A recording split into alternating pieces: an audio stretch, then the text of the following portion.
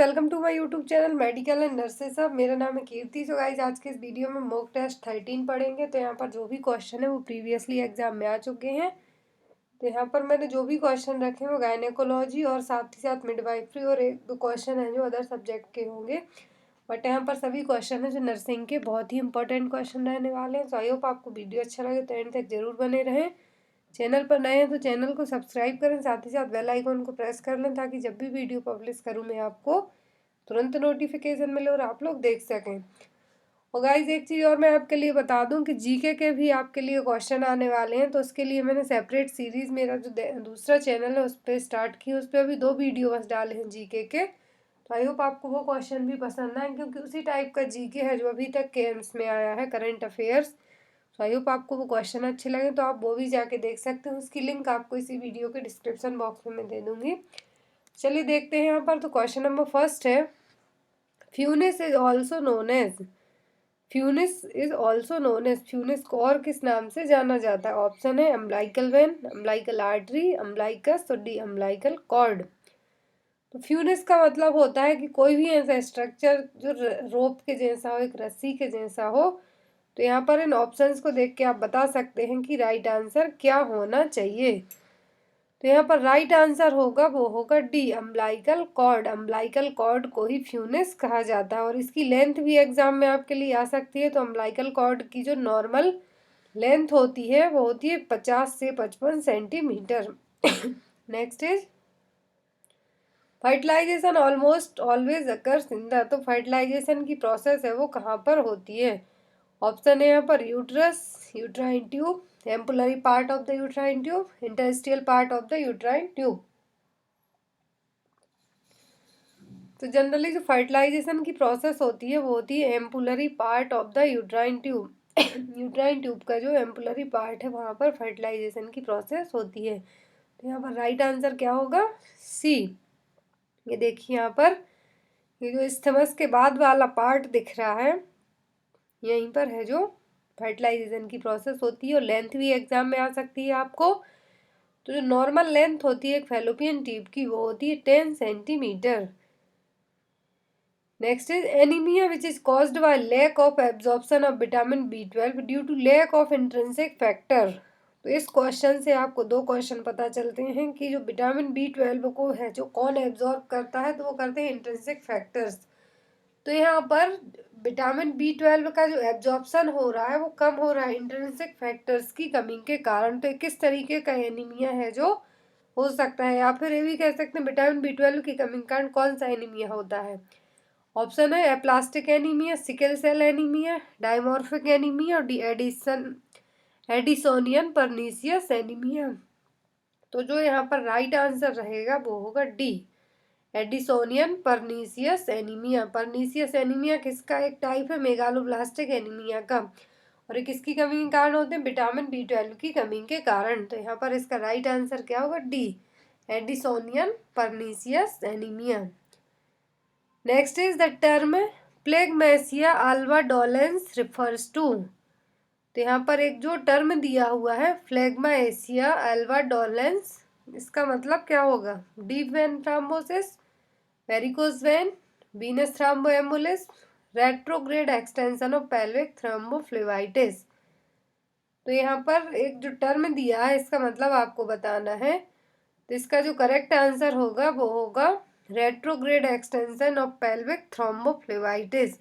एक ऐसी कंडीशन है जो आफ्टर पोस्टपार्टम पीरियड का जो कॉम्प्लिकेशन भी हम कह सकते हैं, डिलीवरी के बाद जो टाइम पीरियड होता है पोस्टपार्टम पीरियड, उस टाइम पर है जो कॉम्प्लिकेशन देखने को मिलता है जिसको पेल्विक थ्रोम्बोफ्लेबाइटिस के नाम से भी जाना जाता है। जो भी ओवेरियन वेंस होती हैं वहाँ पर किस तरीके का कुछ भी इन्फेक्शन देखने को मिलेगा तो एक कंडीशन क्रिएट हो सकती है। और एक क्या है? एक है पोस्टपार्टम कॉम्प्लिकेशन है। Next is the census count is taken only once in which year. जनगणना है जो कब होती है? तो जनगणना हर 10 साल के बाद होती है। तो पहली जनगणना कब हुई थी ये भी आपको पता होना चाहिए। अब जो नेक्स्ट है वो कब होनी है, और अभी इसके पहले जो जनगणना है वो कब हो चुकी है। तो तीनों पॉइंट आपको क्लियर होना चाहिए। तो सेंसस है जो हर 10 साल में काउंट किया जाता है, जनगणना हर 10 साल में होती है। लास्ट टाइम जनगणना हुई थी 2011 में, और अब जो आगे आने वाले टाइम में जनगणना होने वाली है वो होगी 2021 में। पहला सेंसस कंडक्ट करवाया गया था 1981 को, बट ए कंप्लीट 1982 को हो पाया था। तो यहाँ पर पहली जनगणना कब हुई? 1881 में। अभी रिसेंट पिछले टाइम की बात की जाए तो 2011 में हुई थी, अब हर 10 साल में होती है, तो अब होगी 2021 में। Next is jet track method is used for giving intramuscular injection because. तो जेट ट्रैक मेथड क्यों यूज की जाती है? इंट्रामस्कुलर इंजेक्शन देने के लिए। तो ये क्यों यूज की जाती है? ऑप्शन है यहाँ पर easy administration, to reduce the pain, fast action और डिसील द मेडिकेशन। तो जेट ट्रैक मेथड है, इसका यूज है जो भी इंट्रामस्कुलर इंजेक्शन के रूट के थ्रू मेडिसिन दी जाती है उन्हीं में जेट ट्रैक मेथड यूज की जाती है। किसी किसी मेडिसिन में जेट ट्रैक मेथड यूज की जाती है, इसलिए की जाती है ताकि जो भी मेडिसिन आप दे रहे हो वहां पर सील हो जाए। ये देखिए यहाँ पर जो इंट्रामस्कुलर इंजेक्शन है 90 डिग्री के एंगल के साथ दिया जाता है, और जेट ट्रैक मेथड है किसी भी तरीके का लीकेज ना हो। ट्रैकिंग का मतलब होता है लीकेज, लीकेज को प्रिवेंट करने के लिए है जो सबक्यूटेनियस टिश्यू में भी जो मेडिसिन है वो लीक ना हो, तो वहाँ के लिए जो मोस्ट अप्रोप्रिएट मेथड मानी जाती है वो होती है जेट ट्रैक मेथड। ये देखिए यहाँ पर जो मेडिसिन है वहीं पर सील हो जाएगी। Next is bow legs and wide rest are the features of. तो यहाँ पर दो सिम्टम्स दिए हैं, बाउ लेग्स एंड वाइड रेस्ट। तो ये किसके फीचर्स हैं? ऑप्शन है CDH, ऑस्टियोमलेशिया, रिकेट्स और डी पोलियो। तो यहाँ पर ऑस्टियोमलेशिया और रिकेट्स हैं जो एक ही विटामिन की कमी के कारण होने वाली प्रॉब्लम है, बट रिकेट्स है जो बच्चों में होगा विटामिन डी की कमी के कारण, ऑस्टियोमलेशिया है जो यंग्स में होगी, बड़े लोगों में होगी विटामिन डी की कमी के कारण ही। तो यहाँ पर बाउ लेग्स एंड वाइड रिस्ट किसके फीचर्स हैं? तो ये फीचर्स हैं रिकेट्स के। तो यहाँ पर राइट आंसर क्या होगा? सी। ये देखिए जो नॉर्मल लेग होते हैं वो इस तरीके से होंगे, और जो बो लेग्स होंगे इनमें क्या खासियत देखने को मिलेगी? जो आपके नी है वहाँ का पार्ट थोड़ा आपको चौड़ा मिलेगा, एंकल तक के पार्ट है जो चौड़ा रहेगा, यहाँ पर जो वाइडनेस है वो ज़्यादा रहेगी। इमेज में आप देख सकते हैं कि जो नॉर्मल आपके नी के यहाँ के मसल्स है वो नॉर्मल है, बट यहाँ पर जो बो लेग्स है यहाँ पर क्या है? थोड़े चौड़े हैं, वाइड हैं, एंकल्स तक, नी से लेके एंकल्स तक इसमें वाइडनेस देखने को मिलेगी। Next is drug of choice to treat alcohol withdrawal symptom is. तो यहाँ पर आप ऑप्शन देख रहे होंगे तो आपको लगेगा कि डाइसल्फाम है, बट ऐसा नहीं है। जो अल्कोहल लेने के बाद किसी ने भी अल्कोहल पिया, फिर उसको पीने के लिए हमने उसको छुड़वाने की कोशिश की, यदि उसने सडनली छोड़ दिया तो उसकी बॉडी कुछ सिम्टम्स शो करेगी, वो क्या कहलाएंगे? Withdrawal symptoms. उन विड्रॉल सिम्टम्स को ट्रीट करने के लिए कौन सी मेडिसिन है जो बेस्ट मानी जाएगी? यदि क्वेश्चन होता कि अल्कोहल छुड़वाने के लिए कौन सी मेडिसिन बेस्ट होगी तो वो होती डाइसल्फाम, बट अल्कोहल के विड्रॉल सिम्टम्स को बंद करवाना है, ट्रीट करना है, तो उसके लिए जो मेडिसिन दी जाती है वो दी जाती है बेंजोडाइजापाइन कैटेगरी की मेडिसिन। ऑप्शन है यहाँ पर नैलोक्सन, डाइसल्फाम, एसिटामिनोफेन, क्लोरडाइजापॉक्साइन। तो यहाँ पर इस क्वेश्चन का जो राइट आंसर होगा वो होगा डी, क्योंकि क्लोरडाइजेपॉक्साइड है बेंजोडाइजेपाइन कैटेगरी की मेडिसिन है।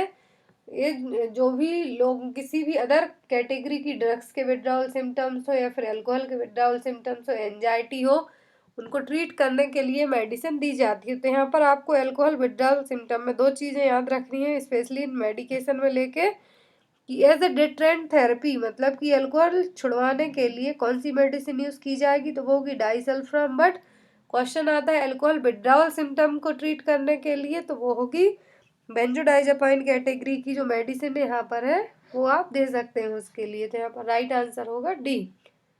Next is a patient diagnosed with HIV refused to disclose HIV status to his wife. Which among the following is the appropriate action for doctor?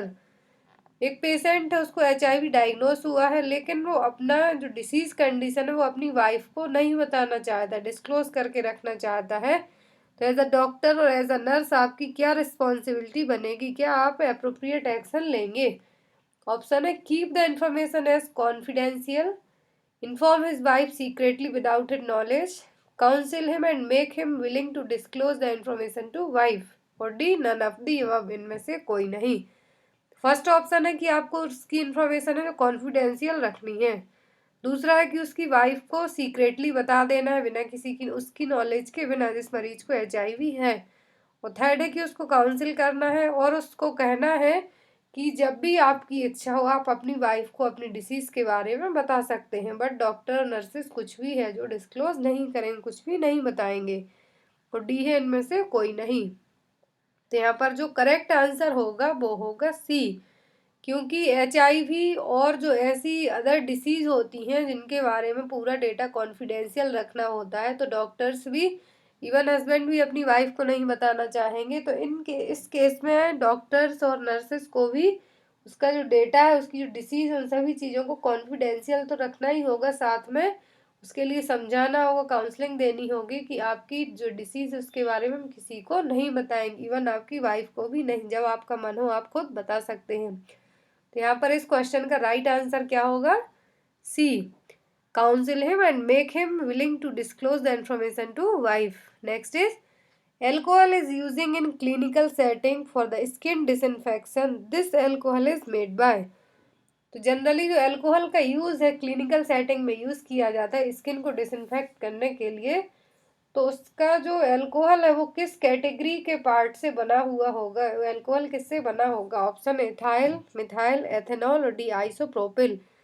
तो अभी recent में कोविड-19 के कारण आप सभी ने अपने अपने घर पे सैनिटाइजर खरीद के रखे होंगे, तो सब लोग सबसे पहले उसका कंटेंट पढ़ते, इंग्रेडिएंट्स पढ़ते हैं कि इसमें किन चीज़ों से मिलके बना है। सबसे पहले यही पढ़ रहे हैं लोग कि इसमें अल्कोहल है कि नहीं। यदि अल्कोहल है तभी ये सही सैनिटाइजेशन है, वरना ये खराब है, बेस्ट क्वालिटी का नहीं है।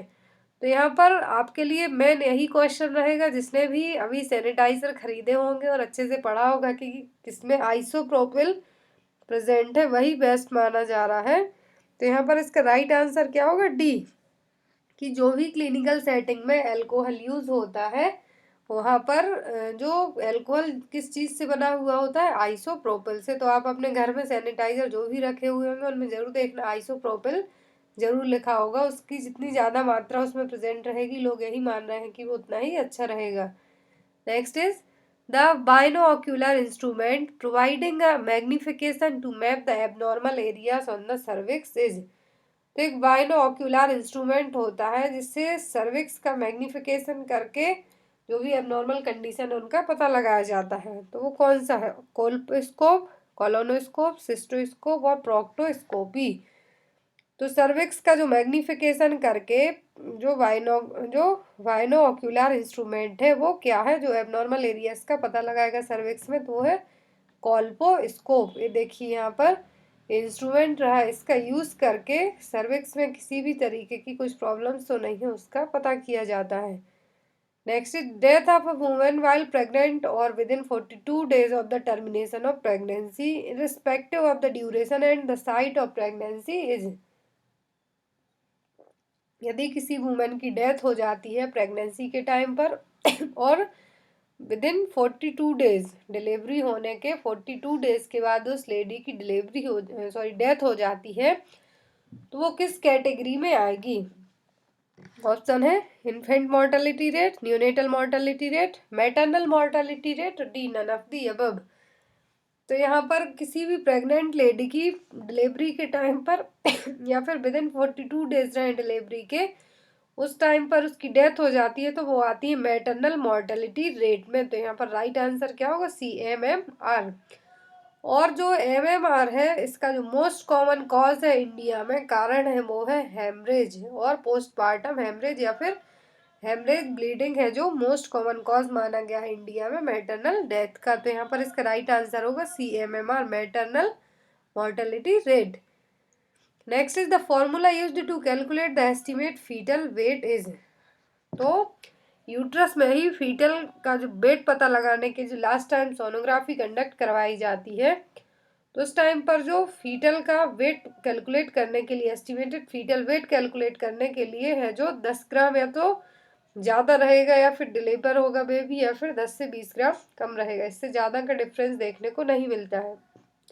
तो एस्टिमेटेड फीटल वेट कैलकुलेट करने के लिए कौन सा फॉर्मूला यूज़ किया जाता है? ऑप्शन है Johnson's formula, Naegele's formula, Jacobson और D none of the above, इनमें से कोई नहीं। तो जो फॉर्मूला यूज़ किया जाता है एस्टिमेटेड फीटल वेट पता करने के लिए कि जो यूट्रस में फीटस है उसका वेट कितना है, तो उसके लिए जो फॉर्मूला यूज़ होता है वो जॉनसन्स फॉर्मूला।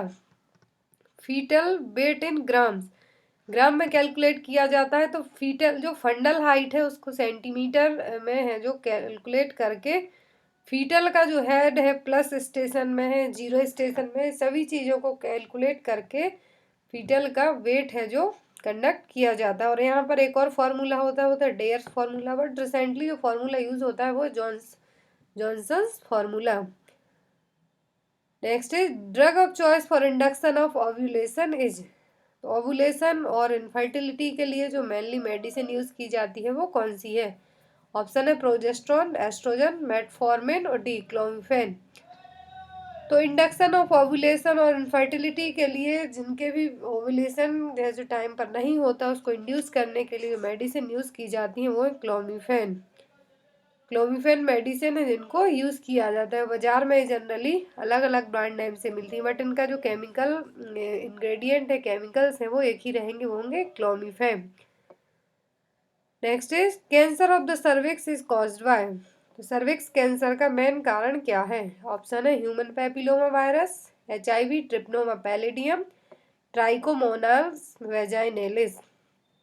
तो यहाँ पर जो सर्विक्स का कैंसर होने का मेन कारण है वो क्या है? Human papilloma virus, HPV virus.